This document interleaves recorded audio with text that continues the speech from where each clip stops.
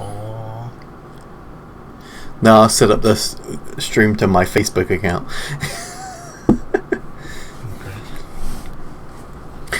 Didn't want to do that. Hopefully it's not going to act up. Because I've been streaming a lot. And it's showing me pretty loud in the snowball on them. I don't hear you any louder than normal. Well, in the stream it's showing kind of loud. I'm pulling up the stream now. Okay. Whoa, whoa, whoa, whoa, whoa, whoa, whoa, whoa, whoa, whoa, whoa, whoa, whoa, whoa, whoa. That should be good. Before it was like every time I talked, it was like straight red. Yeah, you're much louder than us. Yeah, well, I'll end up being the loudest one here. Because you're about to get rowdy. Oh, yeah. I'm so changing our name to Randy. You're going to be Rowdy Randy. It's like... That's close to max. You named me Randy? Why don't you just name me Horny? That's, might as well have been Horny Giles. Yeah. Does Chase? I don't think Chase gets that reference. I don't. Did you ever watch Buffy, Chase? Yeah. Oh yeah. How far did you get it? Because that was. Yeah, I remember that now. It's been a while. It's been a while because they took it off Netflix. That is my favorite episode. Is Tabula Rasa. Tabula Rasa is my favorite episode. That was the best one that and Once More with Feeling were the two best ones in season 6. And they were back to back. They were. Everything, I don't like that season. I know a lot of people do, but that one is my least favorite. I mean, I think it's everyone's least favorite until the twist happens. Yeah, so it's like Once More with Feeling and Tabula Rasa, and then like the last 4 episodes are all really good, and then it's just a lot of drag. Well, okay, maybe the season premiere is pretty good too, but it's still not my favorite. Is that the one where the season premieres like the zombies? No, it's the season premiere after she dies. Yeah, when Buffy comes back. Yeah, I thought she'd come back and then it was a zombie apocalypse almost. No, it was just all of the monsters decided, oh shit, she dead. Let's go hit up Sunnydale. You know what I'm saying? Like we're gonna fuck it up real good. Yeah. Let's go ride at the Hellmouth. You know what I mean? Like, come on, dog. It's like you and your friends, like y'all country, so like it's like you and your friends go, oh shit, no one's at the cabin. Let's go to the creek. You know what I mean? Like, yeah. I thought you were going to say, let's go to the Waffle House. No.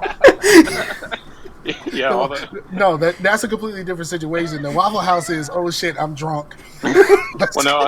All the demons in Sunnydale got drunk and decided, oh shit, let's go to the Waffle House. And by that we mean the Hellmouth. Yeah, pretty much. I mean, for like vampires and shit like that, that is the Waffle House. Yeah. Very equivalent to the Waffle House. Yeah. So, are we recording yet? Yeah, we've been streaming for 3 minutes. Okay. We are live, and I sent Sam the time at 4:22, so I don't know what's happening there. So I guess we can roll. Roll your boat. Because the boat has wheels. Look, speaking of shit that has speaking of shit that has wheels and that doesn't actually do the things that something said it does. Can we talk about the song Wagon Wheel? All of the things that he talks about don't actually roll. But I think that's the point. Yeah. I mean, they don't rock. Like, all of these things don't rock. You know what I mean? Like, what are we doing here? Rock you like a wagon wheel. Wagon wheels roll, don't rock.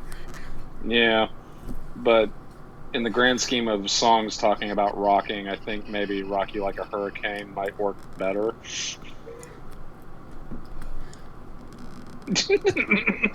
Fuck yeah, man. But do you get rocked in the hurricane, or you just get blown the fuck out? And like, okay, I mean, can we talk about Rocky Like a Hurricane? Is it like just randomly in that song, he says in a very high pitched voice, "Are you ready for the knife?" Like, it sounds like he's saying, "Are you ready for the knife?" Like, it's like they're singing the song. He's just like, "Are you ready for the knife?" Like what the fuck is happening here? Like, I thought we were talking about something else, and he's asking about a knife, and I'm like, I don't know what the fuck's happening here. I mean, have you seen the Scorpions cover arts? Because they look like more of a super extreme heavy band than they really are. Yeah. Like, it has like a dude with like forks in his eyes and shit. Well, that was in the time, like in the 80s, when like even the tamest metal bands got pretty decent cover art for shitty albums. But that was also a time where, like, to like the general public, that was heavy. Yeah. Yeah, you know what definitely. I mean? Yeah, and that's why I can't stand hair metal, because it diluted what metal could have been for a long. I saw a meme where it was like some like super like white college kid, and he was like, "When I get mad, I listen to the heaviest stuff," and then it was like his heaviest stuff, Trapped. Oh god. Like, have you all been following the controversy with the lead singer of Trapped? I have. It's really fucking sad and funny. Oh, it's hilarious. I have no idea what y'all talking about. Well, he's like he's well. Wait a minute. How political do we get here? Because I don't necessarily. No, you do what you want to. Okay, cool. So he's a major Trump supporter. And he goes on long rants on Twitter, just, talking shit everything that Trump despises. And so, so naturally he makes himself a target. And people have just been like ragging on him lately, and he cannot handle it. And he just don't know when to stop. Like, he even made a beef with Who was it? Sam said he has some sort of update. He's coming. I'm trying to. Well, he made a beef with Ice-T. Yeah, that's what it was. Yeah. And then who the hell wants to beef with Ice-T? That man made a song called "Cop Killer" and eventually played a cop on TV, and ain't nobody had shit to say. Like, for real. And then, like, it wasn't he a cop in New Jack City too? And ain't nobody say shit. I think it was. Yeah. It's been a while, but yeah. Look, look, this is how real it is for Ice-T. In that movie New Jack City, he was a cop with dreads. Like, do you know how real you got to be a cop with some dreads? That's some real shit. That's some real shit, bro. Like, it is. For like the cop people to be like, man, we need you to cut your hair, and they're just like, we need you. You need what? You know what? You good? Yeah. Okay. But which was the better role for Ice-T, when he was in New Jack City, or when he was in Tank Girl playing a kangaroo? Oh, full disclosure, I've never seen Tank Girl. You're missing out, man. I saw the previews for Tank Girl, and I said, that is some white people shit right there. Oh, it is, but it's great. Here it is. Trapp's trolling of Ice-T gets the attention of the New York hardcore community. # pray for Trapped. Because, like, Danny Diablo is, like, on his case now. So, he's kind of in some shit now. I know a song by Trapped, right? Probably. They were technically a one-hit wonder back in the early 2000s, I think. What was their one hit?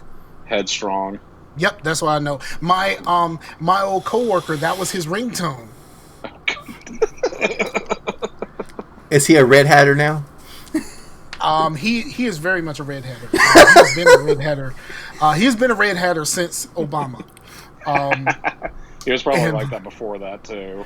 Let me tell you, I've told this to the show, but like, do y'all remember the story that I told? Oh, Chase, do you remember the story that I told the day of the first Obama election?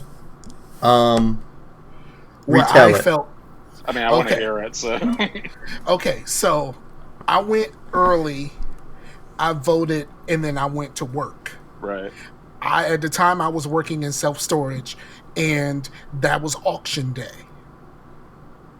And just to be funny, because I know that my coworker was not a fan of Obama, right? I got an extra sticker. So like we're there, and the auction is getting ready to start. Everybody is just kind of in the office, just kind of chilling. It was a huge office, and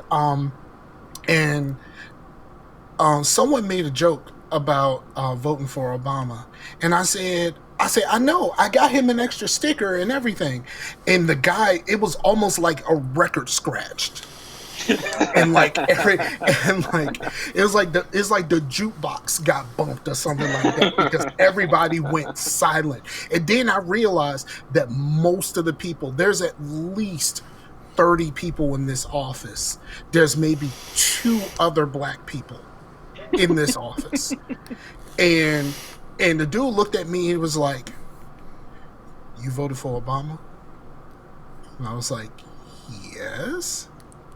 And he kind of looked around and he said, in a very menacing tone, he said, "You're on your own here, buddy." I have never been like, but there has never been a time where I was just kind of even remotely afraid at work, except for that time I lost a snake. I kind of want to hear that story too. Oh, for real? Okay. So here's the snake story. So that same place is near a landfill in Hampton, and we used to get critters all the time. Like all kinds of critters, and they were talking about like snakes and stuff showing up and all this kind of stuff. Most of the time when I saw them, they were already dead, so I never really had to deal with them. So I'm at work and I'm in the office, and the office was detached. Like you had to like drive a little bit through the gate and then go back to the actual property. But it was like a little building up front that used to be an insurance office that they turned into the office for the storage place. Right. So and there's some woods in between, you know, like you drive around the side, but like in between there and when the storage buildings start, there's just woods. So we would get stuff all the time. You know, deers would come out and try to eat the flowers across the street, all kinds of shit. And this one time I was at work and like, I'm like kind of looking out the corner of my eye and I'm like, yo, that's a snake. And it wasn't really like anything serious. It was just like a little black snake, about 1.5 feet, I would say. And it wasn't very big. I think it might have been still like a juvenile. So I'm like, I don't want to deal with this snake. So what I did was I kind of grabbed the trash can. I emptied the trash can and I grabbed a broom and I kind of swept it into the trash can and just put the trash can upwards. So because I was going to take it out, drop the trash can, let the snake go on about his business. Because I ain't really about killing animals that ain't done nothing to me. Right. Like, you know, I'm not an animal lover in any way, but like, you know what I mean? Like if I see a roach or something like that, I'm be like, all right, he good over there. Like, you know what I mean? Like he not bothering me. Right.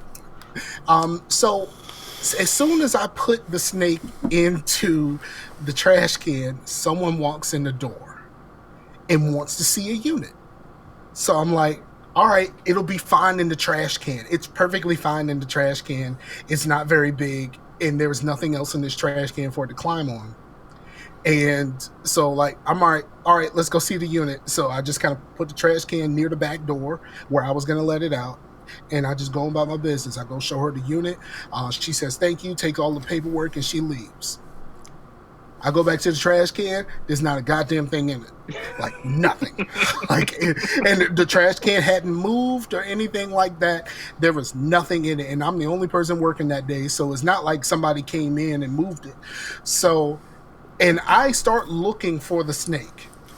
And I'm looking, and like I said, it's a pretty large office. So I'm looking around and I see absolutely nothing. And I'm like, yo, maybe it figured out the way that it came in. However it came in, maybe it figured out the way it came in and went back out. So I went on about my business. I checked everything, cabinets or whatever like that, just trying to find where this thing is. So I sit down and I'm just at the computer doing work, and then another lady comes in. and she's walking, and I say hello, and she doesn't say hello back. She starts walking, and she does this. She's walking. Is that a snake? And like, she's and then like she kind of looks out the side like, is that a snake? Apparently, it had migrated all the way to the opposite side in another corner of the office. I don't know how it got all the way there. And like, so I'm looking around the area of where it was. So it was like, she's like, I used the broom because I wanted to be that far away from the damn snake.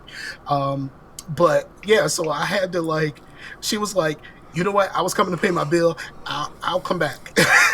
She get the fuck out of there. And so I had to do the trash can thing again.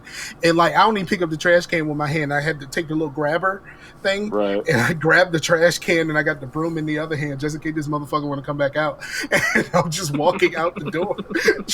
I opened the door up before I grabbed the trash can and everything, just so I ain't got to touch nothing. I ain't got to do nothing. I just want to get this thing out of here. And then I finally get the snake out of there. But I'm not a fan of snakes, let me tell you. Not at all. Yeah. They don't bother me, but, I'm the same way. Like, I don't necessarily want it in my house. Yeah, fuck that. I think my internet bestie had a snake, and he disappeared for a while. Yeah. Did it have something to do with the snake? Did the snake disappearing have something to do with the snake? Oh, I thought you meant your internet bestie disappeared for a while. No, his snake disappeared for a while. It's just all of a sudden his snake was gone. It wasn't in the. Because you were like, my internet bestie had a snake, and he disappeared for a while. Yeah, the snake disappeared for a while. That snake kidnapping ring that's going on. What's going on, everybody? With the way things, what is up, man? With the way things are going on right now, I was surprised by a snake kidnapping ring. Not at all. Nah. You gotta find new streams of income. Yeah. Yeah, right now, snake trapping might be the hit. Exactly. All right, you ready, Chase? Yeah, man. You starting? Sure. This is Scarcasm, and we in here with Maximum Overdrive. Hello. And the Scarfinger. What's up, bitches? And we got Sam. Yeah, you give everybody a great introduction. You're like, oh, yeah, we got this guy over here. I said I didn't mean I wasn't calling everybody bitches, but I just saw a recap of the Transformers movies, and it still makes me laugh that like, yo, the only black Autobot was like, so bitches, when he showed up. Like, for real? Like, this is what we doing right now? The only black Autobot in the first movie? And like, not only did he show up and say, sup bitches, like, the motherfucker breakdance while he was transforming. Like, I would just call that it was Eddie Winslow. It was Eddie Winslow, which is the really? worst. Yeah, in the first Transformers movie, was it Jazz? Yeah. Yeah, Jazz was Eddie Winslow. The voice was Eddie Winslow. Oh, shit, I didn't know that. Yeah, and the first thing he said was, so bitches. Like, if you don't get the fuck out of here with this shit. And like, that part was bad enough. But like, when someone actually like draws it to your attention that when he transforms, he break dances. He's like doing a windmill while he's transforming. You can never unsee that. It's like the FedEx arrow. Like, once you notice the FedEx arrow, you will forever notice the FedEx arrow. Oh yeah, like, Chase broke popped that bubble for me years ago, and I can't unsee it now. Yeah.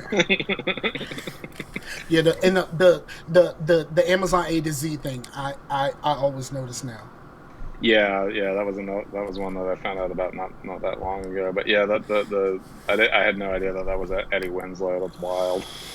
That's straight up Eddie Winslow, who used to have a thing with Superhead. I'm y'all white, so I don't know if y'all know who Superhead is. In the early to mid aughts, who didn't? Truth, but I don't know. Like, I don't know if y'all know who Superhead is. That sounds familiar. She was a video vixen. No. And she dated a bunch of famous dudes, and then at some point she decided to write books about it, about her experiences. And then she went into adult films. Yeah, she went into adult films, and she gave Mr. Marcus that work. Like, bro, he was running from it. He was like running like a professional adult actor. Ran from the head. Like, it's real. Like, it was like the idea that a professional is like, yo, I can't take this. That must have been like the greatest thing ever. Like, I mean, her nickname was Superhead. Like, let's be honest, her name was Superhead. And like, weirdly enough, and this is where white people come in. One of her most famous boyfriends is actually Bill Maher. Really? And this is after the books and stuff came out, so like she, people were calling her Superhead, and he didn't like that very much. Well, what doesn't Bill Maher not like? I used to really like Bill Maher. I think a lot of people did. I used to really like Bill Maher, and now he went deep into some weird stuff. So it was just like, I can't follow you anymore. Yeah. It's like it's like. What? You're going down a path I can't follow. Like, I've been watching some Star Wars stuff too. Well, it's particular with Bill Maher. It's particularly painful because I was a fan of his since I was like a teenager when he was doing Politically Incorrect, and then he got his HBO show, and I was a fan of that for a long time, and then he just went off the fucking deep end. Yes, I don't know what it was. I think, you know what? I'm gonna say it. I think Obama broke him. On some level, I think so too. Even though he was a big Obama guy, so I mean, it's weird. But something happened during Obama's second term with Bill Maher that really just something snapped in Bill Maher during that second during the second go round. Yeah, but yeah, I don't know. Like, I just can't. Like, my mom still watches them, but it's like, and my mom's super liberal, but for whatever reason, she still really enjoys Bill Maher. And not that his show doesn't have its moments, but it's like, it could have started before that though, because I remember, wasn't it like he praising the 9/11 hijackers? That was why the first show ended. Yeah, that's what killed Politically Incorrect. And actually, what he said then wasn't as bad as its reputation has it. Yeah, basically he said was like, to us they are terrorists, but to their people they're heroes. Yeah, and his point was that he was trying to make a larger point about calling terrorists cowardly because the simple fact of flying an airplane into a building in his mind is, it wouldn't be a cowardly act simply because it takes a lot of balls to fly an airplane into a building. It wasn't great timing, of course, but it was also not quite as bad as people made it seem. Yeah, it's kind of like what we do with Trump now. Like, he says anything, and it's like immediately pounced upon. Yeah. I mean, Obama wore a tan suit once, and it was the worst thing ever. Yeah. Bro, he put mustard on his hamburger, and he got the beats. His wife wore a dress with no sleeves, and she got the beats. I mean, for the record, mustard's delicious. So. Yeah, you know what? The whole thing was that he put Dijon mustard on his hamburger, and people were like, "Oh, what? He's too good for a good old American mustard." Yeah, which was funny because it was Grey Poupon, which is made in, I don't know, like Detroit or something. He is the president of the United States. You expect him to pull out some Frenches? Get the fuck out of here! Like, what do you expect from the president of the United States? Like, you know what I mean?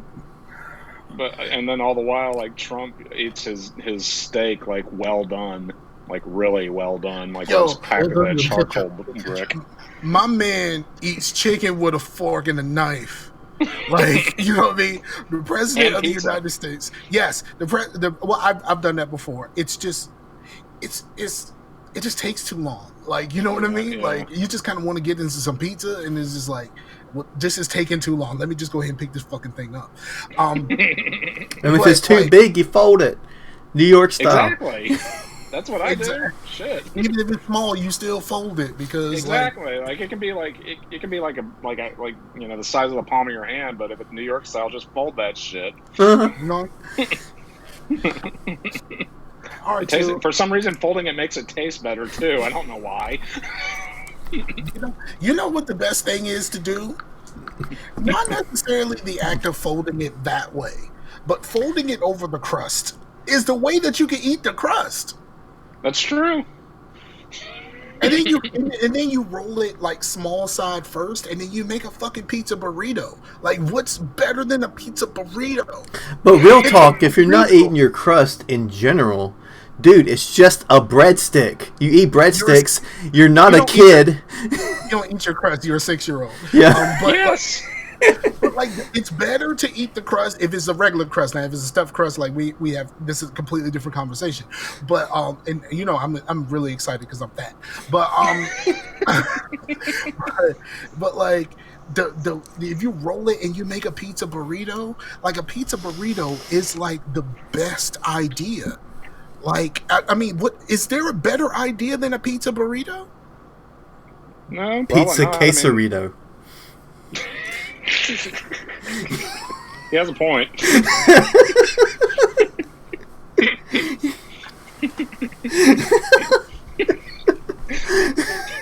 Scar's not impressed.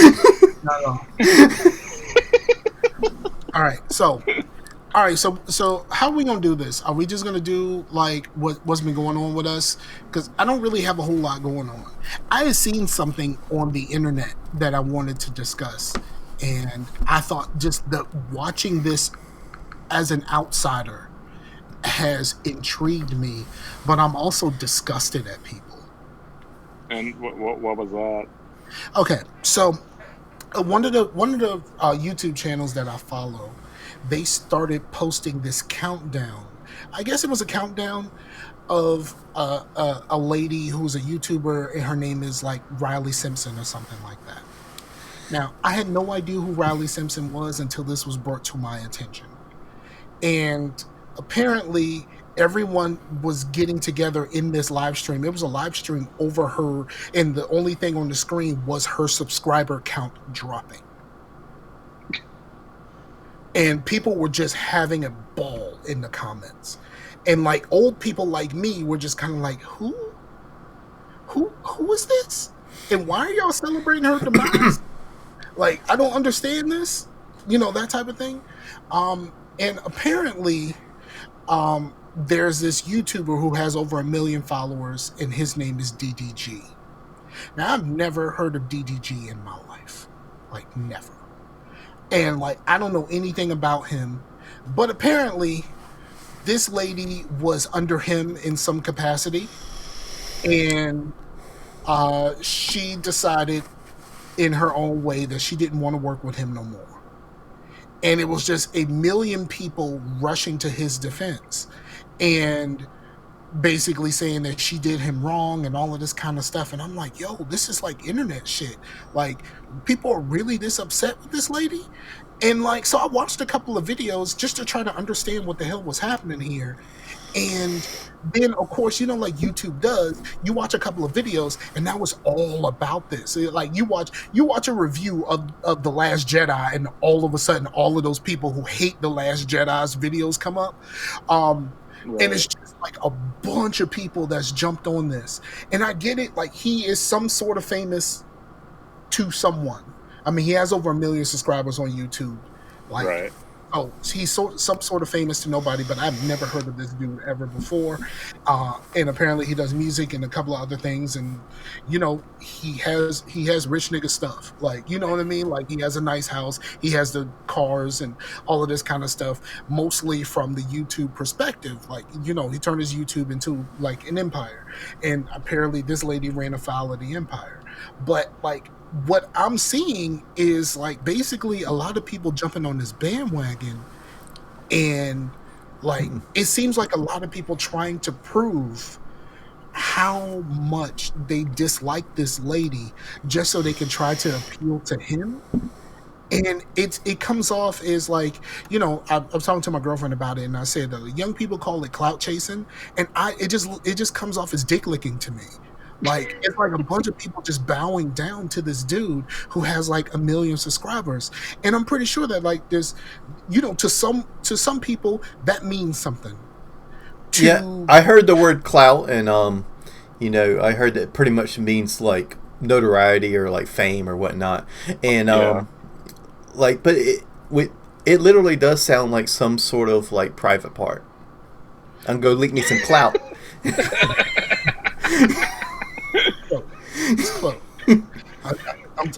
You know what? It was a bunch of dudes involved. I'm not sure they could find it, but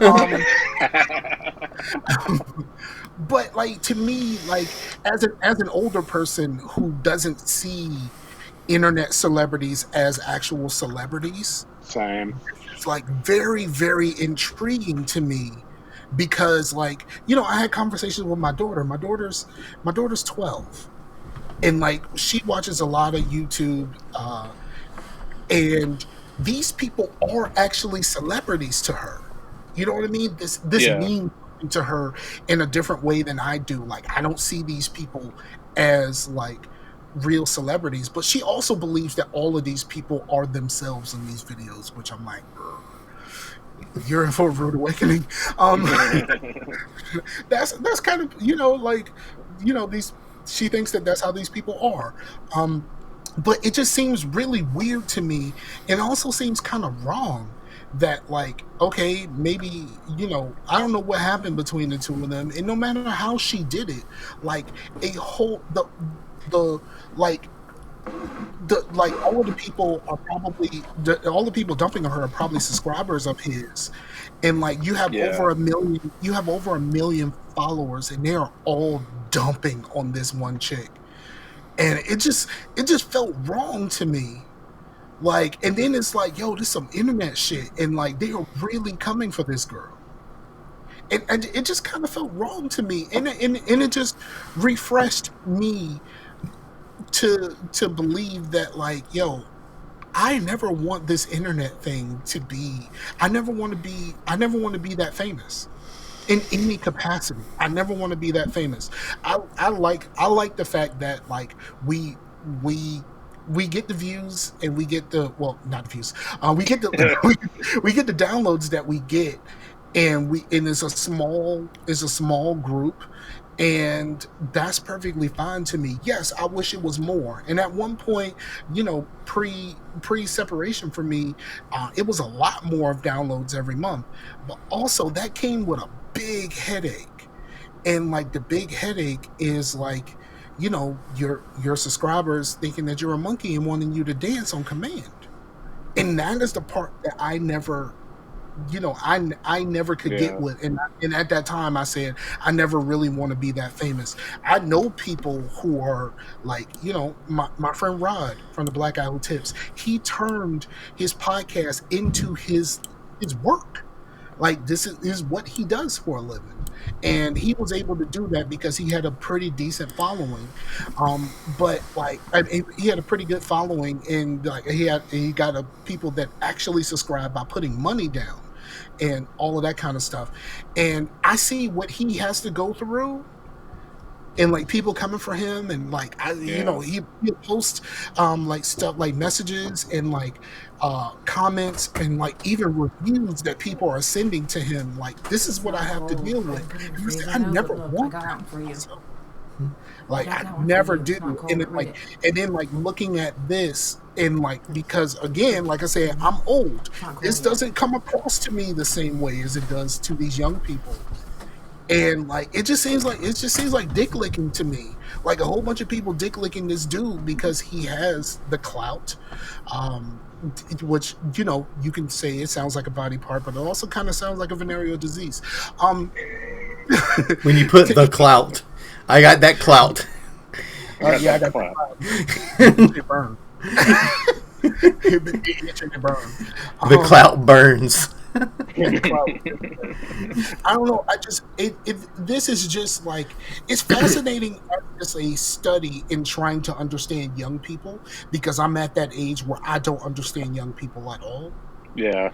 But it also makes me incredibly sad that this is what they are. This is who they are at this point.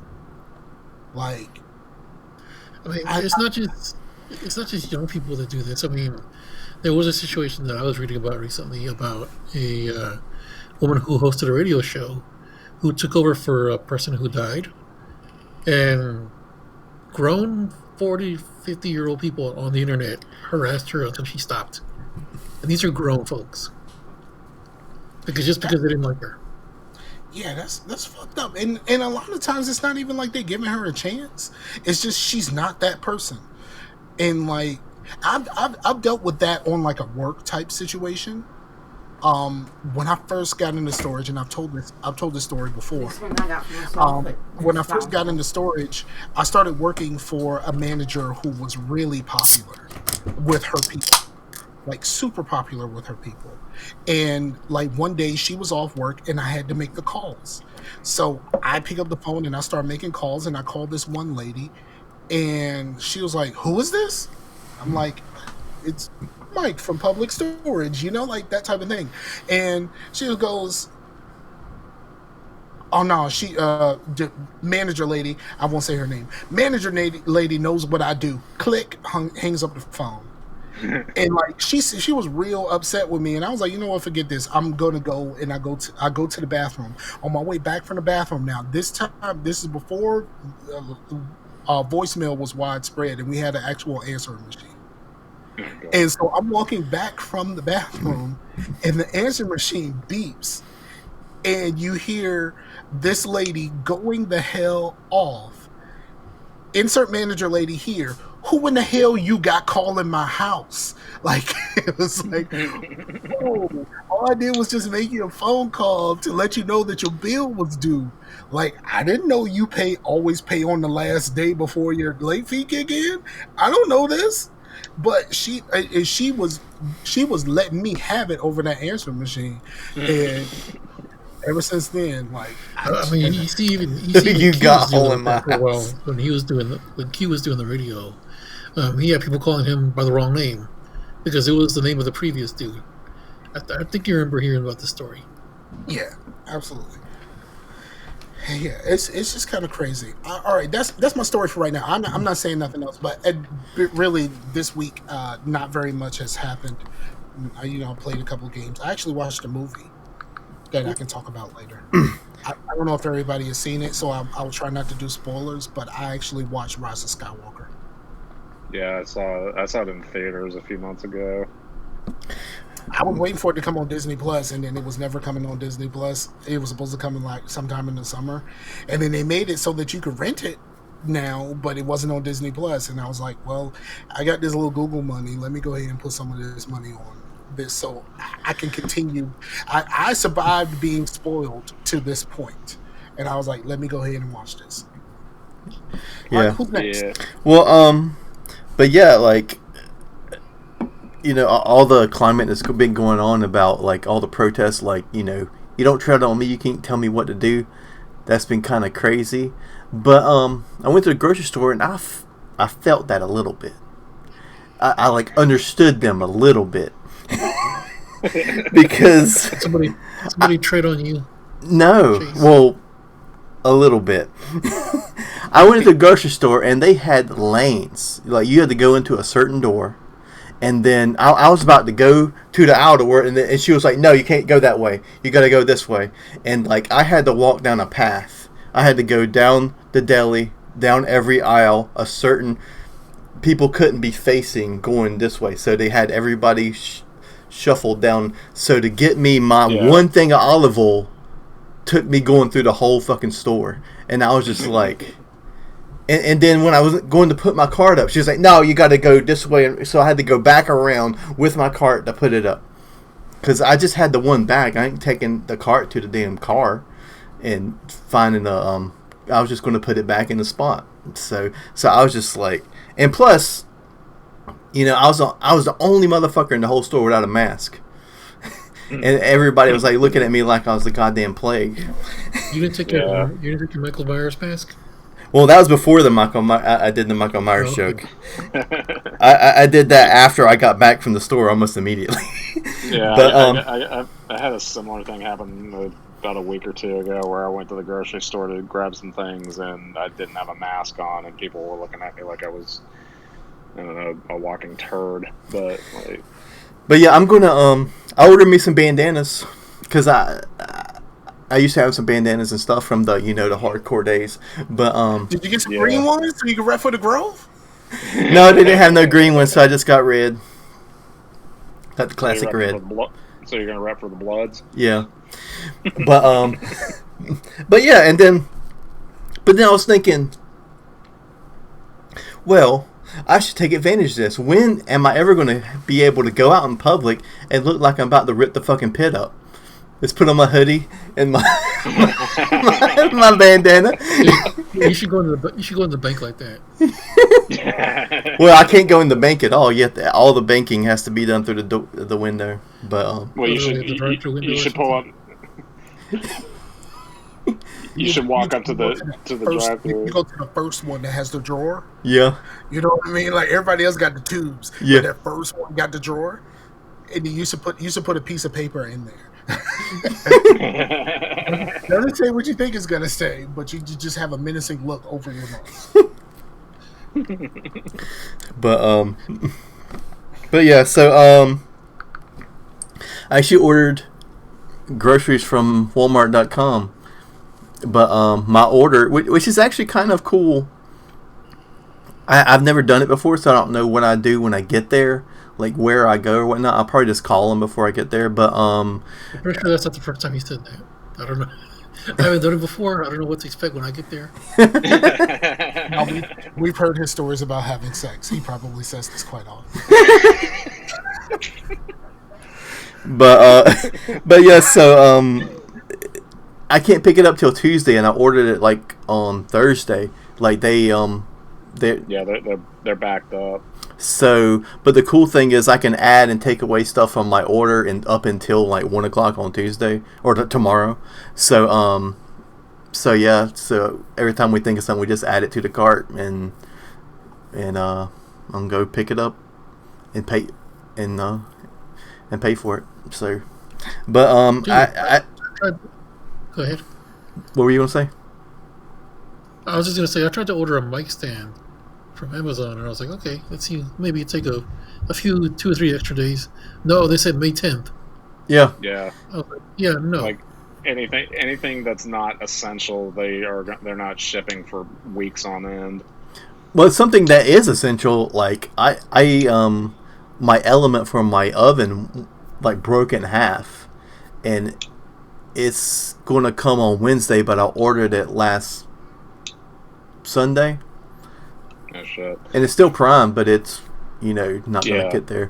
And then I had bought some pizza from frozen pizzas, and when I got them home, I forgot that the oven's not working, so they've been in the freezer for a week, and I can't cook them. You should get you one of those Pizza-matic things from Walmart. Those little things where it's like a revolving, it's like a little turning stand, and then you get the little heater on it. Maybe they might be all sold out by now. I don't know if they actually work. I've only seen them on TV. So. It has a little arm. Well, if they're on TV, they work. Yeah, that's great. I know what you're talking about. Yeah, I've seen those. They look cool. Okay, here's the thing about those. They may or may not work, but nothing about that seems sanitary. You know what I'm saying? Just sitting there rotating. It's just wide open, rolling around in a circle. Like if I lived with someone that had pets, I would never eat that shit. Like never. I would never eat that shit in your house because your pizza is just wide open, spinning around on a fucking turntable, with a fucking like a record player arm that heats the fucking thing, and then it's wide open with your animals around. Like, no, thank you. What you need to do is get 2 of them and have the pizzas on there and just play some hip hop, and then just sit in front of your pizzas. You can cut with the pizza. You'll be DJ Zah. DJ Zah playing the hits. car doesn't look happy again.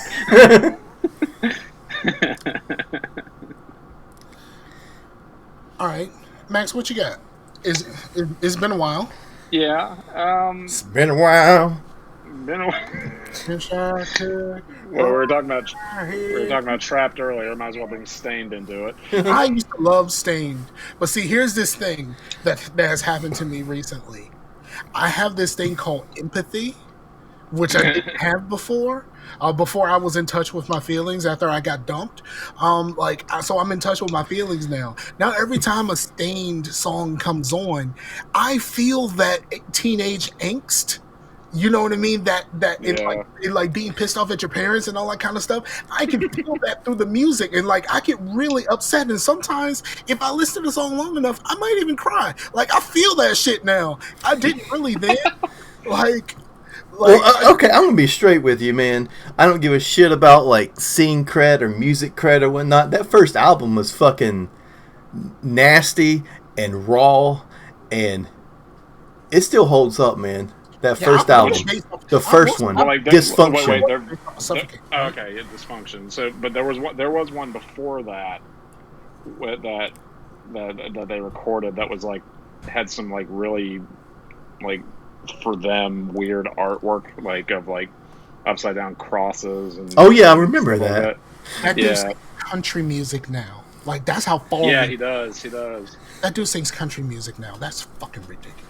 And he's a Trump supporter too. He was like, if Hoodie can do it, I can too. If you're in country music and you want to stay in country music, you might want to be a Trump supporter too. I don't know. I think the country scene is like split down the middle on that, but yeah. Look. Hey, the Nashville country scene is all Trump, but the alt, like more of the Americana alt country, like Sturgill Simpson and stuff, that's not in that sphere, so they can like be liberal as. And I've actually heard good things about Sturgill Simpson. Yeah, he's really good. He's fantastic. He's got the COVIDs, y'all. Is he white? Yes. Okay. I mean, because a name like Sturgill, like you never know. That's true. Like, that's true. That's one of those names that can go both ways. No, he's really fantastic. I really liked his last album. I don't think it's gotten the attention that it deserves, but it's gotten attention from people that like I wouldn't think that would be into him. Like he's like a lot of anime fans are liking it because of the anime thing on Netflix. But it's just cool that it's reaching a wider audience. I fucking hate country music, by the way. I just wanted to reiterate that. I thought I did for a long time, and then I discovered the alt country stuff, and it's much better than. You mean all of the country songs just sound like they could be Chris Brown songs? It just has twang to it. That's what we don't like.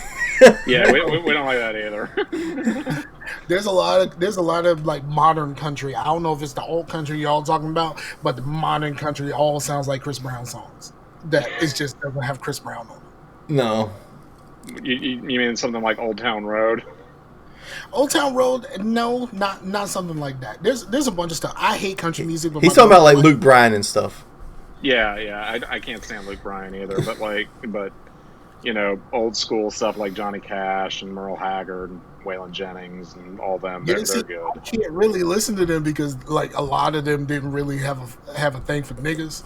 So like I gotta be easy, because like my girlfriend was listening. Go ahead. No, I was gonna say don't listen to David Allan Coe, but like no, but see like David Allan Coe and like what's his name? The Are You Ready for Some Football dude's dad. Oh, Hank Williams. Yeah, Hank Williams. Like I can't fuck with Hank. Like there's some real shit in Hank's catalog that is just like, whoa, buddy. And like my girlfriend's white, and she loves her country music, and one day, I guess I was in my feelings that day. She was listening to some Hank, and I really got in my feelings about that shit. It's just like, yo, I would never listen to something from anyone that would think of you the way that Hank Williams would think of me. You know what I mean?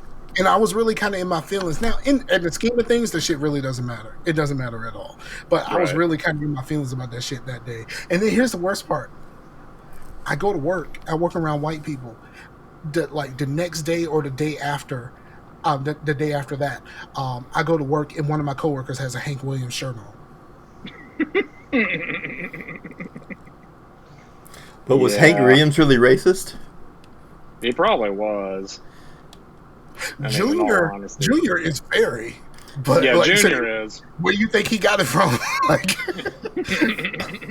there's some things in the catalog. That, well, Hank Williams didn't really grow up that much. He died when he was like 24. There's some things in the catalog. He was super young. And there's some things in the catalog, especially, well, you said David Allan Coe. And, like, here's the thing. Yeah. Here's the thing about David Allan Coe. I used to really like Kid Rock. I used to really like Kid Rock music. And then Bob with the Bar, he mentions David Allan Coe, and I just kind of let it ride. I never thought anything else about it. Right. And I should have known then what happened now when he said that was music that he liked.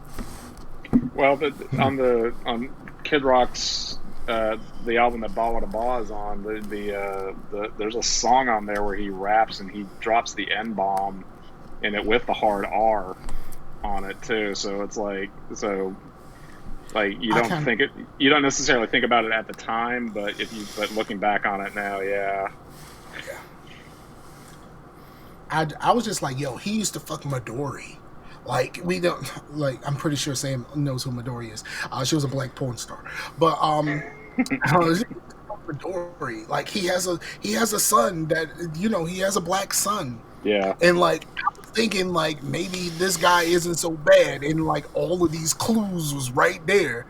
And I had no idea. It not to give him too much credit, but he also is completely oblivious to a lot of things. So I think he, in his mind, because he grew up in Detroit, he's a rich boy from Detroit. He's from fucking Romeo. That's right. You're right. And he's rich. Fucking Romeo. I started behind the music.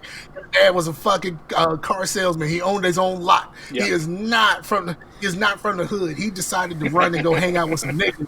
He decided to try to rap. He thought he was going to get a rap career, and then Vanilla Ice came out, and it fucked everything up, and no one wanted a white rapper at that point. So then, like, somebody was like, well, maybe you should, like, lean into your roots. And then he went the rock thing while rapping over rock music. And, like, his story is, like, something that's, like, you can take that and be like, you got to believe in yourself, because like the idea that he tried to put out an album and then Vanilla Ice flopped, and then like they dropped him, and then like someone said, well, you need to reconnect to something else in order to get your lane in, and then he made Somebody Gotta Feel This, and then whoever ended up picking him up heard Somebody Gotta Feel This and could feel the passion from him and his frustration and everything. That's what made that person wanted to sign him, and I'm like 100% I'm on board with that. And then like what he became is just kind of like, come on, man, did you really he became the white trash Dr. Phil. The motherfucker who used to fuck Midori, who has a black son, started saying that Beyonce was ugly? Oh, what planet is Beyonce ugly? Yeah, that's just wrong on all levels. Also, fun fact, Eminem is on that same album that Ba Wada Ba. Yeah, he's on Fuck Off. Yeah. I told you, I was playing. It's also the best part of the whole fucking album. True. At the time, like people just kind of, the TRL crowd got on to Only God Knows Why. But when you go, have you listened? When's the last time you heard the Only God Knows Why? It's been, I don't know, probably 15 years. Go back and listen to that song. That shit is heavily auto-tuned. It is auto-tuned. You might as well be fucking T-Pain in that song, because he is auto-tuned like a motherfucker in that song. Yeah, he is. I mean, I can hear it in my head, and you're right, he is. And, like, the only time that, I mean, this is lame as hell, but the only time that I felt like Kid Rock was truly good was that song that he did with Sheryl Crow, that picture song or whatever it is, or photo, I can't remember now, but... Well, see, here's the problem.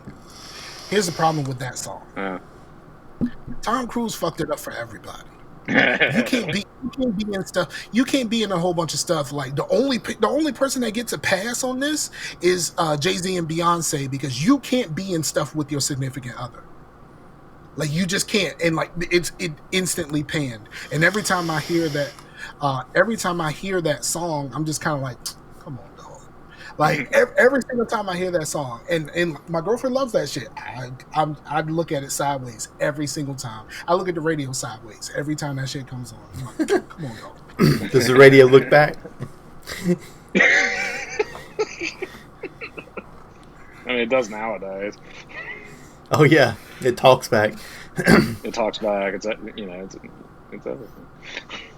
What else is going on with you? Like we got sidetracked like a motherfucker on that one. Yeah. we went from what's going on with Max to Kid Rock.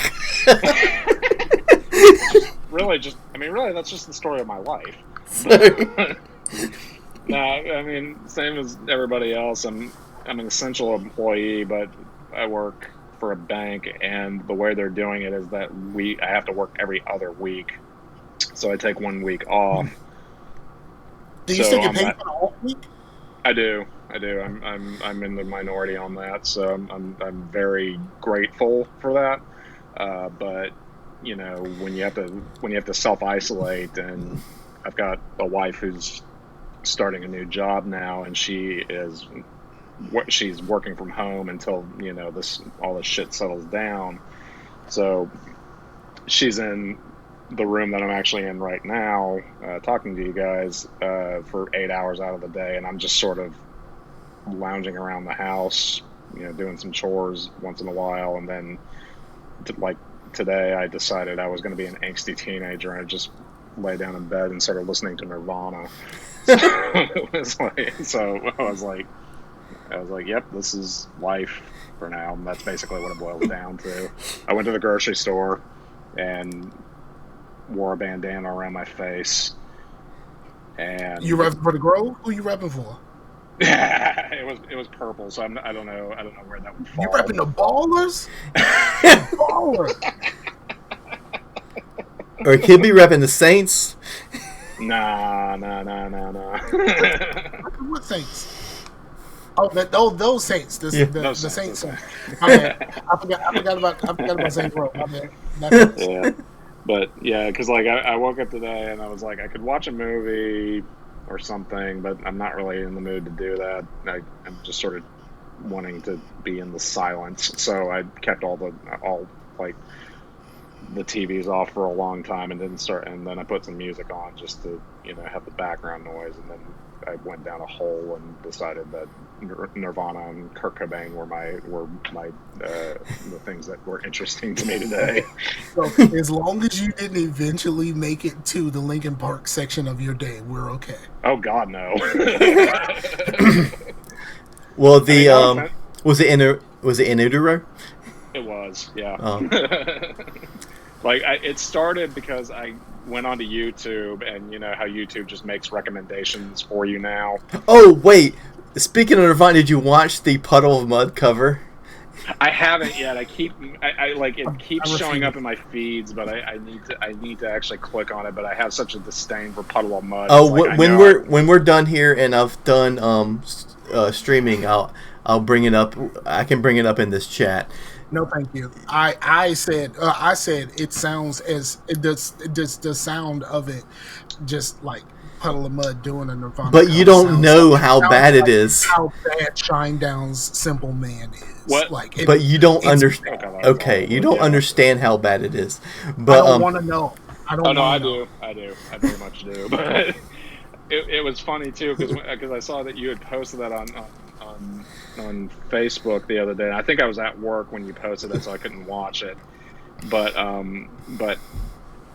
like when I saw that, I had been scrolling through some old posts on Facebook, just, you know, mindlessly the other day, and I found one where I put up just a quick joke post about how back when Puddle of Mud were famous, a lot of music outlets were calling them the second coming of Nirvana, and even back then, like when I moderately liked them, I was like, no, No, that is not it. So a while back I put a thing up on Facebook saying that was like, lol, remember when everyone thought that that Puddle of Mud was the next Nirvana, and then Chase posts that thing like the next day after I'd reread that. And I was like, I'm gonna tell y'all something, and I'm kind of ashamed to say this, right?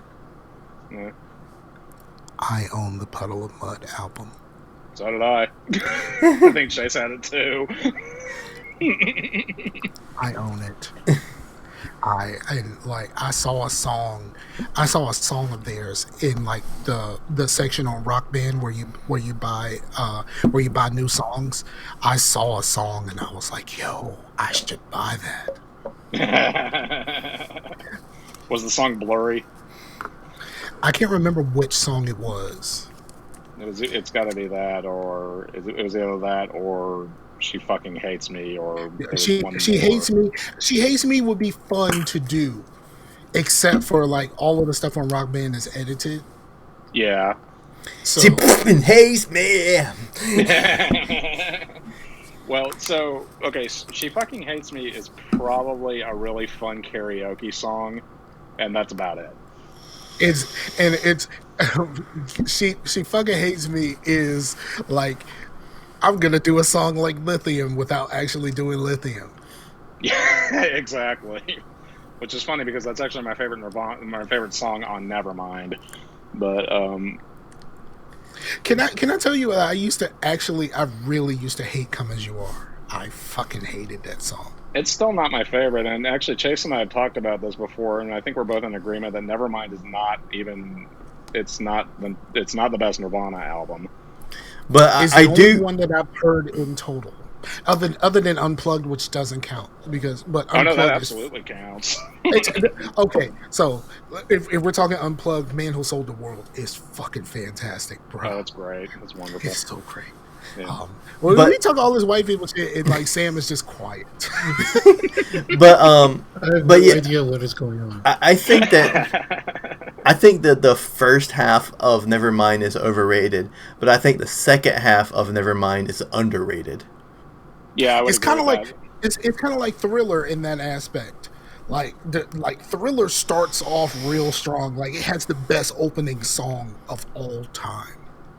Like the best opener of all time on Thriller, and then it just kind of until you get to the second half is fantastic. But but that opening track on Thriller is like top god level tier stuff.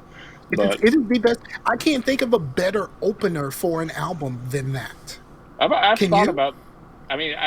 thought about this a lot lately because again, what do we have on our hands but time? But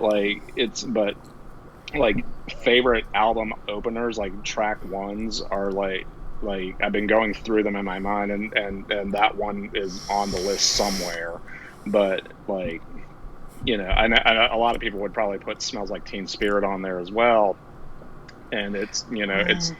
I think "Smells Like Teen Spirit" just it's overplayed. It is, and it's not my favorite Nirvana song, but I know a lot of people love it, and especially when I was in high school, which I'm not that old, but like I don't remember Kurt Cobain's death because I was in fourth grade when it happened. Oh no, I was in high school when it happened. Oh God. And let me tell you, this is like I didn't start experimenting with different types of music until like my senior year of high school. I was in a television and radio production class, and I needed a song for a montage I was doing, and a friend of mine suggested a Korn song. And then so he let me use the CD so that I could think about editing my cuts to the song. Yeah. And that's when I was like, oh, this is here. Like, this is awesome. And that's when I branched out from there. Like I started at nu metal and branched out from nu metal. Do you remember which Korn song it was? It was Blind. Hold on. What I can't remember what it was. Do you remember which album it was off of? Did he go, "Are you ready"? No, because he used that for a Busch Gardens video that he did for it was like the beginning of the song leading up to the unveiling of the new roller coaster that year. And then the "Are You Ready" happens, and then it's like the actual roller coaster for the so he used that. So I couldn't really use that one. That's pretty clever, but yeah, it was pretty dope at the time. But like I couldn't use that song. It was I gotta find it. So talk amongst yourselves. I'll find Something takes a part of me. That was like that was not the right. That was like the third album. Yeah. That was Follow the Leader. But I about a year ago I actually revisited Life is Peachy, and I was like, man, the guitar work in this album is so weird and so experimental, and I kind of fucking dig it. Yeah. Well, that's the thing. Like, I liked it at the time, but then like soon as like Freak on a Leash came out, all of that went away. Follow the Leader just killed Peachy. Like Peachy was non-existent at that point. Yeah, it is kind of the forgotten album, because a lot of, you've got the self-titled album, and then, Follow the Leader is what catapulted them into superstardom. But Life is Peachy just sort of gets ignored because people are going to look at the self-titled as that's their first one, so I like that one, and some people will be like this one because it's the most popular, so, and then Life is Peachy is kind of forgotten. But Life is Peachy, they only had one single off of that, and that was the the Adidas song, I figured out the song, and then we got to kind of move on from there. It was Divine is the song that I used for that montage, and it was actually I hooked my PlayStation up to a VCR and recorded myself playing Tekken, and I was making a montage from Tekken. You were doing Let's Plays before YouTube was even thought of. Yeah, that's sort of the thing. Like the stuff that's most popular on YouTube are videos that we would have made, decades ago, just for our own amusement, with 2 VCRs and a fucking, I don't know, like a Nintendo or something. Yeah. But yeah, let's roll into some games, man. We didn't talk to Sam yet. Oh, we haven't talked to Sam. He's been so quiet. Like, yeah, how dare you? Talking all this white people shit, and he doesn't know what the white people shit is. Well, after a certain point, I don't. After like 97 or so, then yeah. Only because I had some friends in high school who listened to that music, and I kind of got into it as well. Oh! I meant to say this. There's one thing that I forgot to say. I was in high school when Kurt Cobain died, and I didn't know any of this. And when he died, there were white kids crying like a family member died, and like they were in the hallways passing out and shit. And I just didn't understand at all because I had no fucking idea who Kurt Cobain was. And you were like, "Who hurt the white people?" Yeah, so that's what it was like, and it was the weirdest thing to me because I never imagined a connection to anyone that's outside of family and friends in that way. Like I never, like I'm up until recently, I wasn't a very emotional person. So like, like I don't react to things like people do, but like watching that was just the weirdest thing. Just like white people like really falling the fuck over in the hallways and like just sitting there like hugging their book bag, crying, like really fucking crying. I had never seen no shit like that in my life. Because of course, when you're that young, like the celebrities who die are like the people that your parents listen to, and like people that your grandparents liked, and stuff like that. I didn't start feeling that until like now, when like the people that I know of are dying now. Yeah, like I remember years ago, I was working in Durham. I was working at a place where we graded standardized test essays but they were coming in from out of state. Like, I think they were coming from like Connecticut or something, and these were like middle school essays. And it's one of those things where they give the kids a prompt and they have to write an essay, just listing what they would do. And the prompt was something like, if you were bequeathed to like a piece of land, what would you do with it? And a lot of kids wrote, I'd build a park, or I'd build a water park, or I don't know, a bunch of variations on parks. But one of them, I would park. I would park. Yeah, I would just park. Parking lot. Put a parking lot. But one kid put in that he would build a music store, and I was like, huh, this kid knows what a music store is. One, which is pretty cool.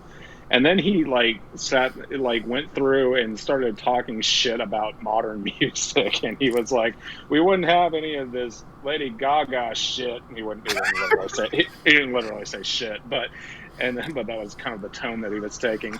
That was like the oldest middle schooler ever. Yeah, and then he went, "We need a music store that's got CDs from Stained and Limp Bizkit and Kid Rock," and I was like, oh my God, you were born. Your parents had you when they graduated high school.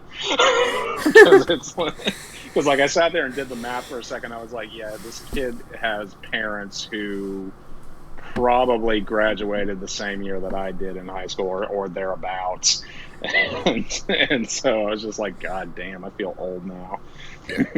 All right, Sam, we got you.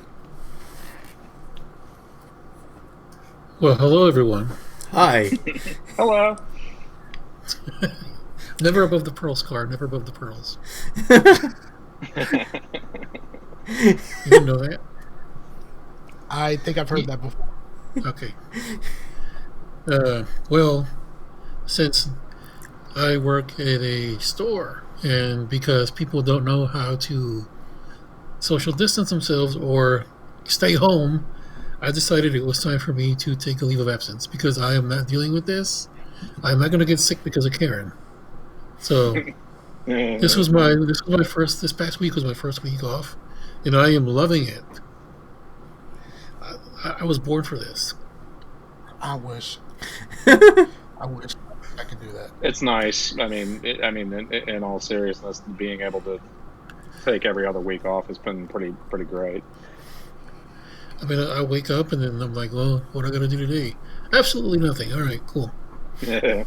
Let's go watch TV for a few hours. But other than that, yeah, there's been nothing really going on. Just kind of been here, looking on the internet to buy things that I can't buy because I'll get them in 2 months. So just kind of been browsing around. Yeah. So are you eventually going back to your job? Yeah, eventually, sadly. But I don't know. I'm glad I'm not there now because ever since people got their stimulus checks, it's been Black Friday every day. Yeah. From what I heard. That happened the day that we got ours. Like I noticed a heavy uptick in traffic on the road because people were actually going out and spending their money. Yeah, mine's gone, but I paid off all the bills for this month and next month, and that's what I did with it. That was smart. So there you go. No, people here are not social distancing. Traffic on the freeway, it's still bumper to bumper every morning. Where are you going? Yeah, it's not that bad here until it gets warm. When it gets warm, then everybody's out. Yeah. Right. But days like today, smooth sailing back and forth to work. No issues. Yeah, just a little bit annoyed by people just not taking any of this serious.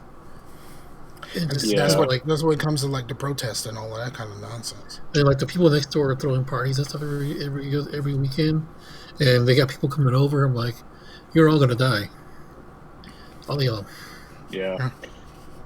I see that a lot. We try to keep it. We try to stay as social distance as possible, but because they haven't, put in an all-out stay-at-home order, we're still allowed to move around freely. And so me and my wife, we usually get the dogs and go for a walk whenever we can. But, we try to keep our distance from everybody while we're out. They have the stay-at-home order here. Nobody is enforcing it. Yeah. So it's That's just pretty much what it is here. There's no enforcement, but people are just doing what they want to do, and then that's how you end up with like Virginia actually doing the whole protest in front of the Capitol and all of that kind of shit. It's like, come on, man, what are y'all doing?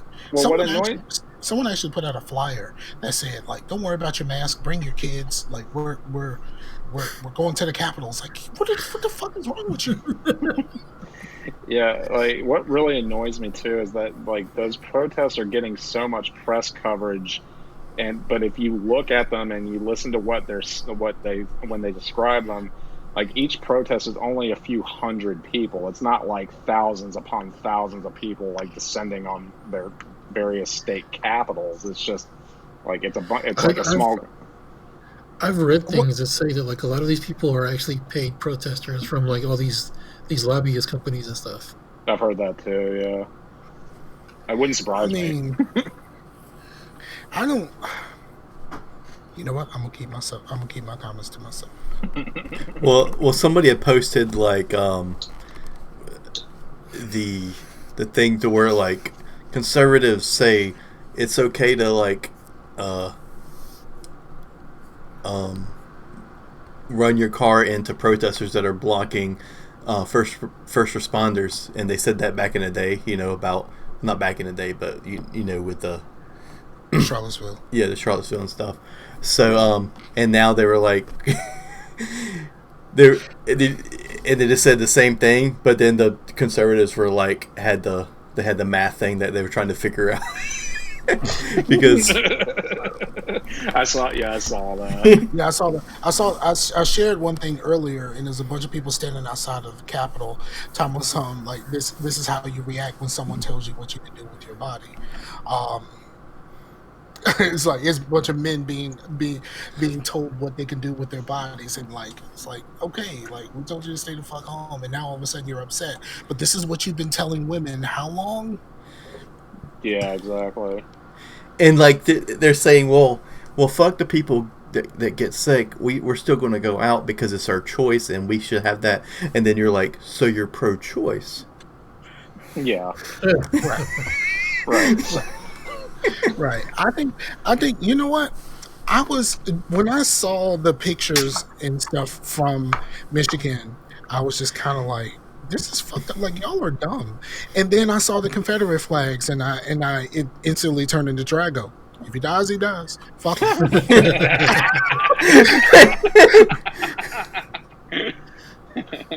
No, but like this whole thing has just been taking a huge toll on me because like every time you turn on the TV, they got something's going on. It's just like it just got to the point where I'm just isolating myself from everything now. Yeah, it's just like TV and newspaper. I've not been paying for the newspaper since October. They still send it every day, even though I've told them not to send it. This is why I spend most of my time on YouTube, where I control what I watch, and I have autoplay turned off, so I choose the next thing that I watch. Yeah, like they can't mention that on there because they'll get demonetized. So it's all good. I can just watch all kinds of. Although I have had the same problem you have. I was watching like a commercial from like a convenience store, a Louisiana convenience store in the 1980s. It was a commercial, come try our sandwiches or whatever. Next thing you know, I'm getting all kinds of suggestions for 1980s convenience store commercials. That is the reason why I have YouTube Premium. Oh, you don't get that on there? I don't get no ads, none. Oh no, they're not ads. They're suggestions on the side for like this next video. Yeah. The suggestions. Like, here's a video from Friendlies. I'm like, no. Yeah. But no, I've just been isolating myself from all that. I've been listening to podcasts and it's just like, if they're talking about it, I just delete it instantly.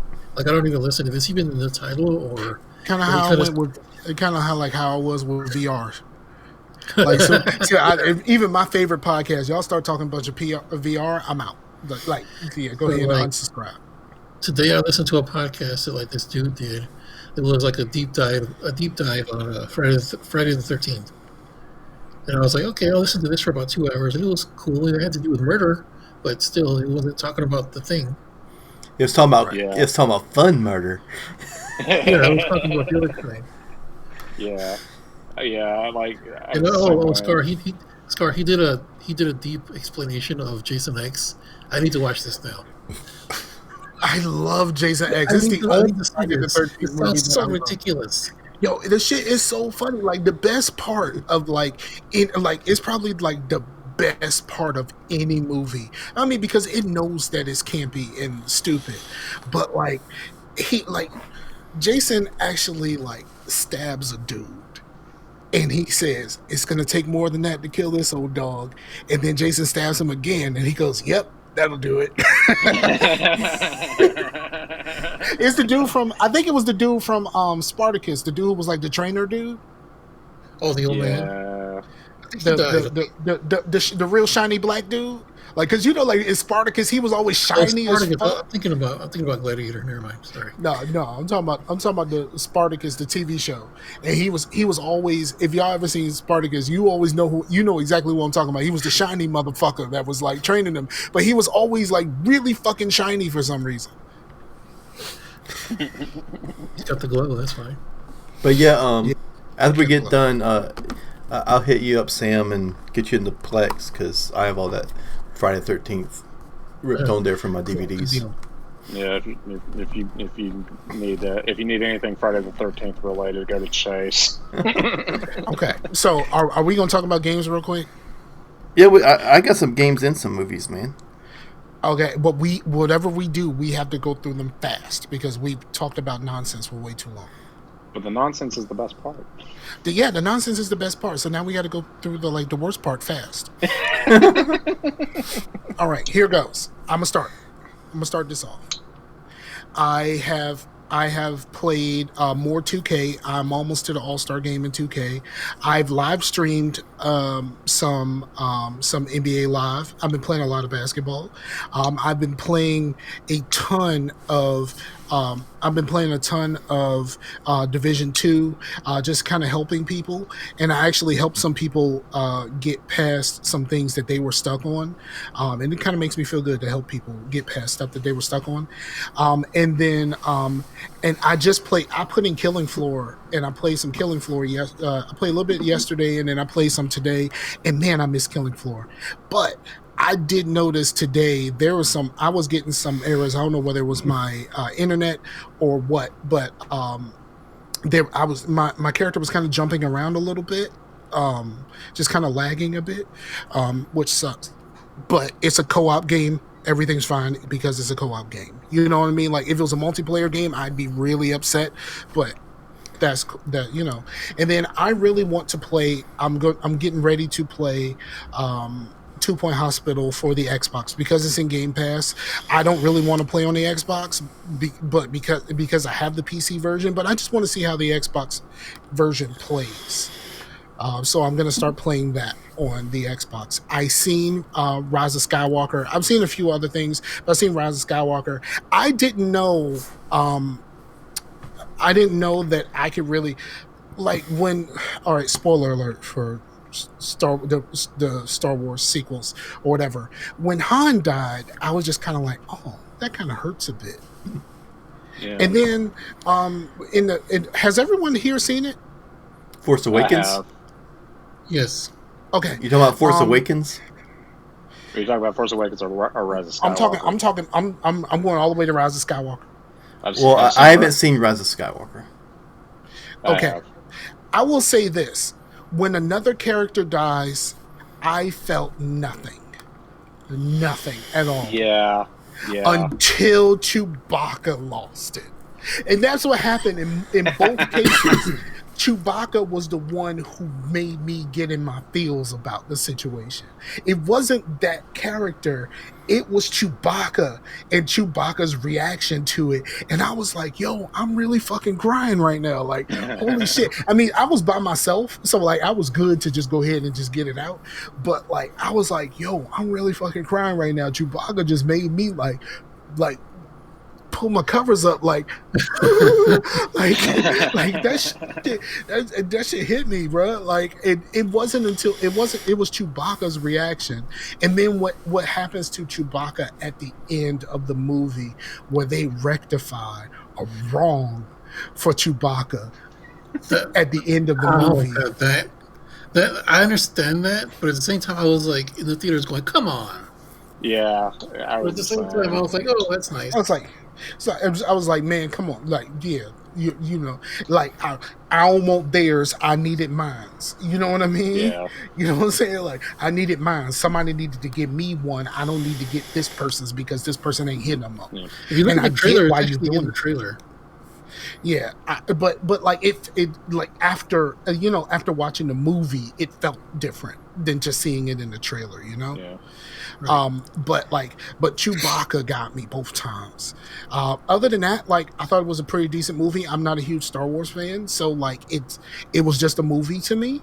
Yeah. So I don't have all of the hate and stuff like that. But of course, I watched a couple of videos of people reviewing it, like people doing honest reviews, and then of course I get YouTube algorithm. Now all of the hate videos are like everywhere, Yeah. and I discovered like the greatest thing ever, and I posted at least one of these into the Discord, and it is the video of is a guy playing two roles, and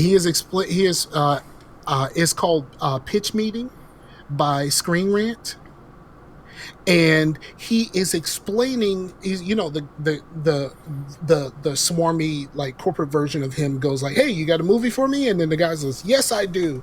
And they just basically he's explaining the story, and then the guy is like, "Well," and like poking holes in like the story and stuff like that, and it's really clever and it's very well written. And I've watched like a million of these. I've watched them mostly for movies that I've seen, so that I don't get spoiled, because a lot of the spoilers are there because he's talking about like how this thing happened. It was like, well, couldn't this have been a different way? It's like, get off my back about that.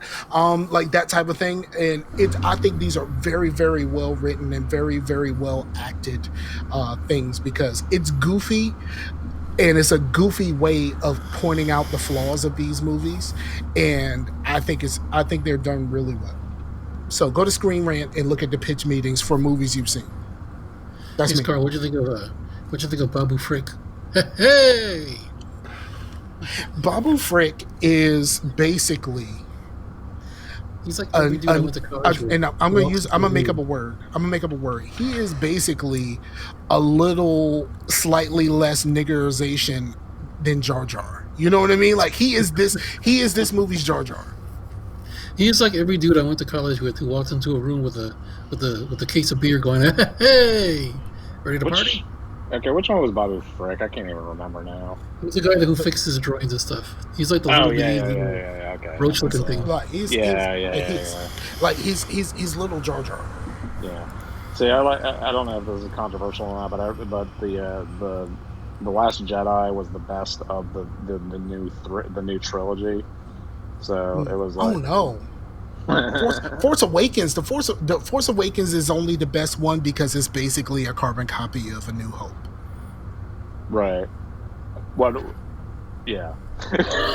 If The Force Awakens was a standalone movie and didn't have so many tiebacks to A New Hope, then, but I think because it's so close to A New Hope, I roll with that one. But right. Yeah, I definitely rock with The Last Jedi, and I mean, The Force Awakens is gonna be my favorite too, just because of the nostalgia factor and all that stuff. But the Last Jedi, like, it was a commentary on Star Wars and less of a Star Wars movie. It was like a kind of taking Star Wars and turning it upside down. And that's not what Star Wars fans wanted. They just wanted a Star Wars movie. So, but I think like 20, 30 years down the road, people are going to revisit The Last Jedi as like this great commentary on the entire Star Wars thing, or this philosophical. Don't worry, Chase. Whatever they did in The Last Jedi, they kind of erased in the Rise of Skywalker. They retconned almost everything. But yeah, it I don't know. Like, I think the worst thing about the sequel trilogy isn't the individual movies. I think the individual movies are good movies. It's just they didn't really have a plan. Like the original Star Wars trilogy, as well as the prequels, had a plan, and they had continuity. And like, well, okay, we can't really say that for the prequels. Well, they had a plan. The prequels didn't have a real plan. It was just like, we have to make these story beats work. He had a loose story that he wanted to tell, and then they made the prequels. Yeah, but the sequels didn't even have the loose story. Those movies are like how Joss Whedon said he did Buffy seasons. Like, he would go to the writing team and says, okay, so I need to hit these beats. I need you to write episodes that gets me to these points. Yeah. And that's basically what the prequel trilogy was. But I agree with Chase, though, because I think because I think, again, as much as I love The Last Jedi, you can kind of tell that Rian Johnson, the director, like, he saw what J.J. Abrams did with The Force Awakens, and then he was all like, okay, that's all cool and everything. Now watch how I destroy all of it. And then I think it's cool. My favorite movie is Revenge of the Sith. Period. Like, there is, I still think that's my favorite movie of the whole thing. Interesting. That's not. I mean, Revenge of the Sith, at least, that was definitely the best one out of the prequels. But but this Star Wars hate did not start with the sequel trilogy. It didn't even start with the prequels. It actually started with Return of the Jedi. There was a lot of people, and we were too young to know about it, but there was a lot of people that fucking hated Return of the Jedi. Yeah, and I'm actually... I know this is blasphemy, but Return of the Jedi is actually my favorite of the original trilogy. I know objectively that Empire is better. Like, there's no doubt about that. But just personally, Jedi is my favorite. What's yours, Sam? What's that? What's your favorite Star Wars movie? Empire. Yeah. Although Rogue One is actually a really close second now. I kind of like it. I just hated the fact that all of them died, and then like you saw, and then like the only what do you think was going to happen? Like, they never mentioned them ever again. Yeah, there's two cool things about that movie: the fucking robot, and seeing Darth Vader get busy. He's the from Firefly. The Vader thing at the like the Vader thing at the end of that movie, that was like fan service to the nth degree, but I didn't care because it was so fucking cool. But here is the problem with that. Like, in A New Hope, when they fight at the end, they say, well, you're watching two old men fight. And it's just like, okay, I guess I understand the two old men fighting. But then at Rogue One, at the end of Rogue One, he gets busy. Here's the thing. He's basically the same old man. He just in Rogue One, he still had the meds going through, and he did all his stuff, and all of a sudden it wore off. As he went through that door, he's like, "Oh, it's kicking in." Yeah, he got to the end of A New Hope, and that blood pressure medication kicked in. I need to go take my old ass down, but oh shit, I always took that as maybe like Obi-Wan was so strong with the Force that like Vader couldn't just run through him like he did everybody else. Because they weren't Jedis; they were just regular dudes. Yeah, I love the thing after the first two movies when people were talking shit about Kylo Ren and the director of the movie, and was just like, yeah, all of y'all that's doing all of this talking, Kylo Ren is you. Kylo Ren and how he's acting is you. Like, you're saying something about like him just going the fuck off randomly and slicing up shit and smashing the helmet over like dumb shit. Yeah, this is you. Yeah, every single one of you. Yeah, no, that's a good point. And hasn't it always been a thing that the Sith like relied on emotion? So it just kind of makes sense that all the Sith Lords, when they're young, are like super emotional. Yeah, they're a bunch of emo kids, as evidenced by Hayden Christensen. All right, let's move on. He was so dedicated to that role. He actually lit himself on fire. That's why you never see him in anything else. All right, so now we got to move faster because we keep getting sidetracked. Chase, are you finished? Yeah, I'm finished. Max, what you got? So we're talking about games and movies and what you watch. Well, I haven't done games and movies yet. You're telling the Sam. That's what we were doing. I did mine. You were supposed to be doing yours. We got sidetracked. I haven't done mine at all. Then fucking start. Run through it. Okay. God, you didn't even got me a chance. You're like, are you done? But yeah, I started playing Control, man, and I really fucking like that game a lot. You and Sam got something coming. I'm still at the Darth Maul, at the skinny Darth Maul part. So anything after that, don't say nothing. Well, I don't know what that is, so I'm probably not past that. There's a guy that comes out of the wall, and he just like destroys you. And he looks like skinny Darth Maul. That was me. I was watching the live stream, and I was like, skinny Darth Maul. You're like, yo, you just got the beats by skinny Darth Maul. Yes. Yeah, but yeah, I really dig it, and I mean, I did really dig Quantum Break, and then the reason I played Quantum Break is I had it and I really wanted to play Control, but then I saw Control on sale, so after I was doing that, I just bought Control. But I've really digging that game, man. The gameplay is like really good. It has a little bit of Souls elements, not really as with the difficulty, but you do. Hey, this is my soapbox. I don't give a shit. Faster. We got to go faster. We ain't got to go. We still got 2 other people to do. I'm still on my first one, and I'm talking fast. I'm going to get to it. Keep interrupting me, but anyway, but I really like the gameplay. I like the gameplay. I'm going to say I like the gameplay because Scar is sitting here getting on me about the gameplay. But the gameplay is good. Yeah, it's good. I mean, it's not like you're just going to run through it. It has a difficulty, but it's not super Soulsy difficult. But the Souls elements is the fact that when you die, you're going to start back at one of the control points. You know, it's not going to be. You know, yeah, that's the part that was getting on my nerves. But it's not like you lose your progress. You just run back through, you know, to get back to where you were. But it's not. Whatever you've done is still done. But yeah, I really dig it, and it has this like I know Alan Wake had like the Twin Peaks thing going on, but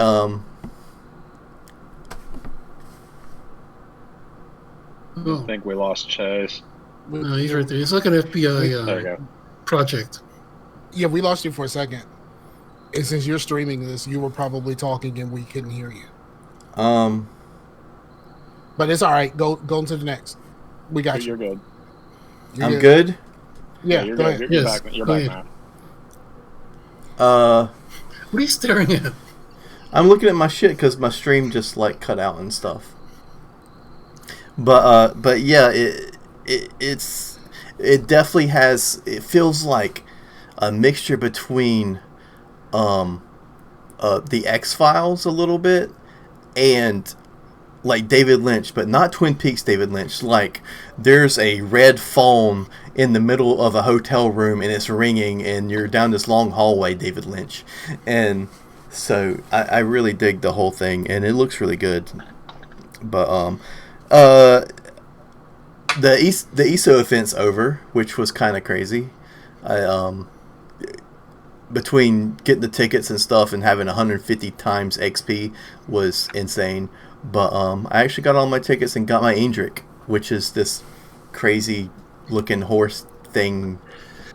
But yeah, so that's done. But yeah, the last thing that I did, which it might take a little bit longer because I actually have some things to say about this shit. I tried out Stadia. You know, I got an email of trying out Stadia, and I was like, nope. Yeah, I was like, no thanks. But yeah, I actually tried it out because you get 2 free months of the Pro thing, and you know, I just canceled it or whatever. But I just tried it out on my Pixel phone, and the thing is, it seems like a really cool idea, especially for something like Destiny 2, because there's cross save. So if I was out somewhere and like I had nothing to do, I can just like run some bounties or something on my phone with an Xbox controller. You know what I mean? But conventional wisdom says wherever you go, take your PlayStation with you. Well, yeah. But here's the thing. I thought that people were like, "Oh man, you might need to get this or get a Chromecast Ultra." I was like, "Okay, why would I get? Why do I need to buy anything?" The whole thing with Stadia is that I'm not having to upgrade anything. But don't you have a Nexus phone? Or don't you have a Google phone? I have a Google phone, yeah. That's the reason why you can use it. We can't. No, here's the thing. I had input lag. Like when I pulled my trigger, it was like a half a second later that it fired on screen. And then people were like, "Oh yeah, maybe you try this and whatnot." There was no input lag on the PC. I tried it on the PC as well with you can do it with just through your Chrome browser, but it was running at 30 frames per second, which is fine, but I noticed it, but there was no input lag. I was like, so what's the fucking point? Like, who is this for? Because anybody that is a gamer like us already has like a console or a PC or something that if they're going to play on a big screen, they already have something to play fucking Destiny 2 on. The only reason I would want it is to play it remotely, on the tablet or the phone. And here's the other thing. Here, anybody that's not on the stream can't see it, but watch this. Well, didn't mean to click. But here's all the games. Watch this.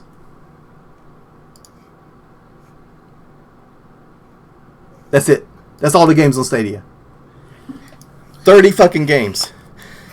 And one of the games that I got through the Pro thing is Destiny 2, which is fucking free. That's the only thing I would think about doing is because the free thing, and it didn't have input lag. I was like, dude. And the other thing, this right here, the only thing that they have, there's no tablets that have Stadia support. Only the Pixel phones, like a Galaxy S and a Galaxy 9 or something, and like some Rise of Gamers phone and a Razer phone, and that's it. Everything else is just Chromecast or play it on your PC. I was like, then what's the fucking point? Because yeah, it's cool I can do it on my phone, but I'd rather do it on here. Yeah. So it's fucking pointless. In the current state, it's fucking pointless. So that's how you really feel, Chase. That's how I feel. Stay on the record. Stated is pointless. But yeah, that's it for me on games. Max, real fast. What do you think? Not a big gamer, but I've been playing Telling Lies. It's a game by the same guy who did Her Story from a few years ago.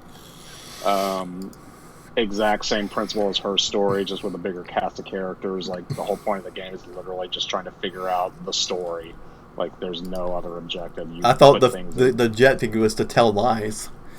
No. People are telling lies in the game. Okay. but you're trying to figure out what the lies are. That's the one with the webcams, right? But you're only getting one side of the webcam, and you got to find the other side. Okay. Yeah, you get it's a series of two-way conversations, but you only hear one side of it, and you're basically trying to get keywords from whatever they're saying and putting it into a search bar to get the other side of the conversation. I mean, it doesn't sound that exciting, but it's actually pretty fun. I actually watched someone explain Her Story as opposed to actually playing Her Story. Right. And that works out a whole lot better for me. Yeah. Her Story, I mean, there's super cuts on YouTube. Like, you can see the whole game as it's supposed to play out. And I think there's the same. I'm pretty sure it's the same with Telling Lies, and it's been a fun game. It was a fun. It's been a fun game for the most part. Telling Lies has. And real quick, in terms of movies, which I mean, Chase knows this, and I think you know this, Scar, but I'm not a huge, I'm a cinephile, but kind of going. Me neither. And I just watched a horror movie that was really good called The Invitation. I saw it. It's available to rent on Prime. And the basic plot is that this couple goes to the house of the guy's ex-wife, and she's having a party, and it turns out that she's joined a cult, and the party is sort of like cultish, maybe. But the reason I bring it up is because I was watching it and I was staring at the guy who plays the main character, and I'm looking at him real hard. And I'm like, I have seen him somewhere, and I don't fucking know where. So I pulled up. You were watching on Amazon.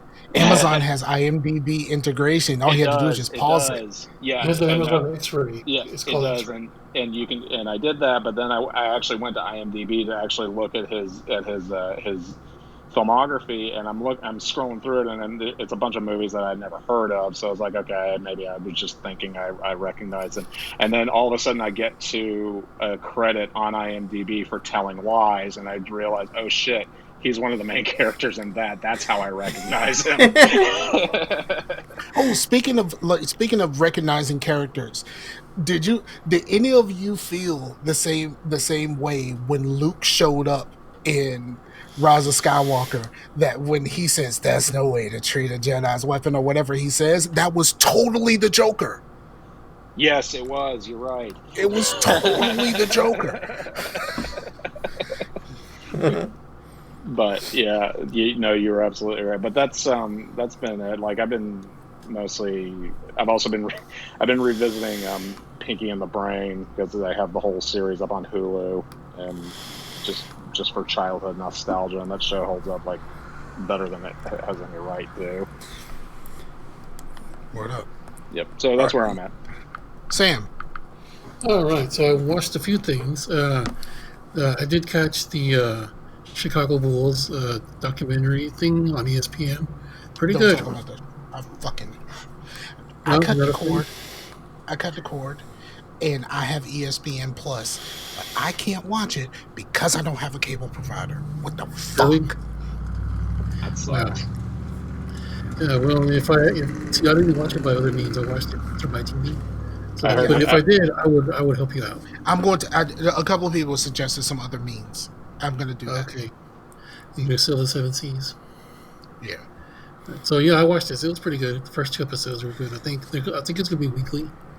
So yeah, I really want to watch it. I think it may be like 7 episodes or something. I don't know. I've heard good things 10. about it. Is it 10? 10. Okay. Yeah. The next episode is on Dennis Rodman, and I'm excited. Oh, that'll be fun. I was a fan. I was a fan back in those days.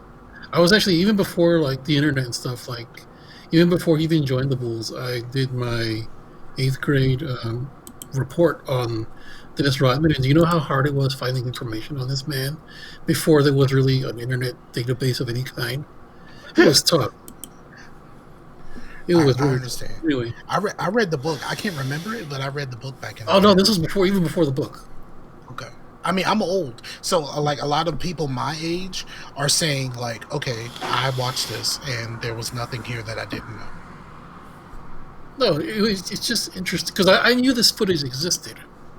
I knew it existed because they talked about it for years. They just never showed it to us until now. Right. So, anyway, I watched that. That was great.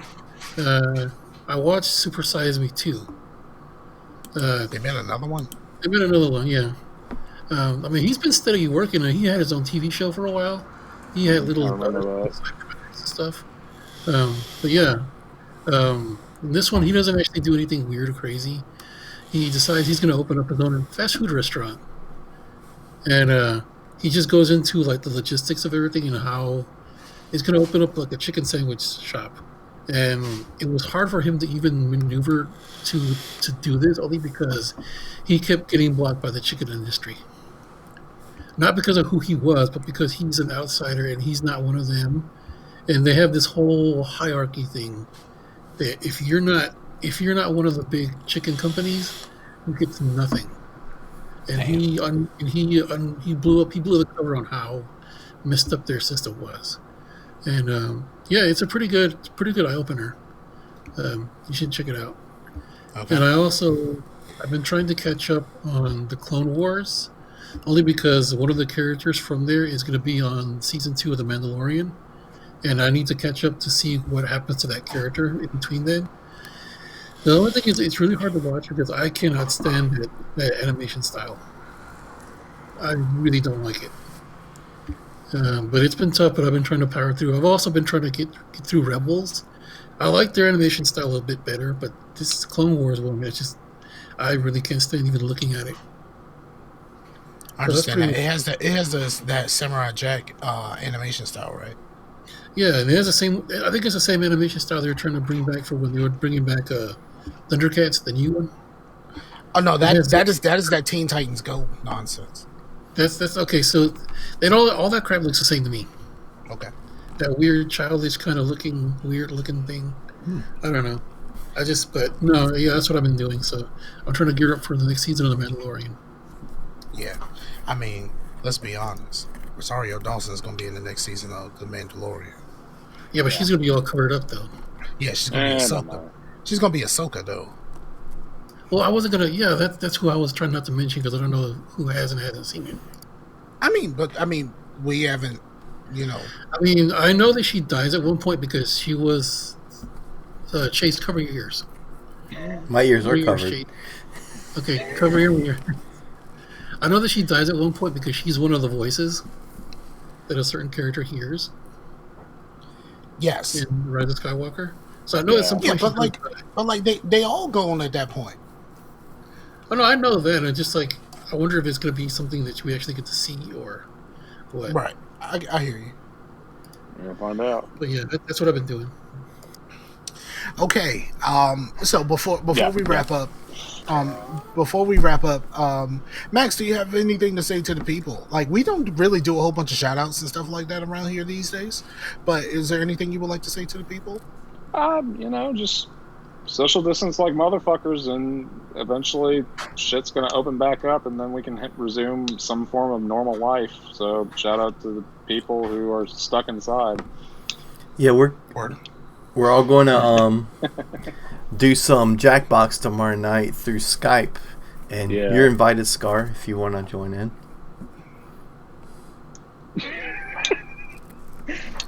I think he's about as excited about that as listening to David Allen Coe. I did a thing on Friday though, and he's doing it again on another Friday. Oh no, on this coming Friday, Rashani is doing a live thing on Zoom where we're playing Black Card Revoked. That was hilarious. Black Card Revoked is like Cards Against Humanity with black people stuff. That sounds like it would be fun. Yeah, it was super fun. It wasn't recorded though, so I don't know it was just a bunch of people just getting together to do something. Cards Against Humanity is Cards Against Humanity with bad people stuff.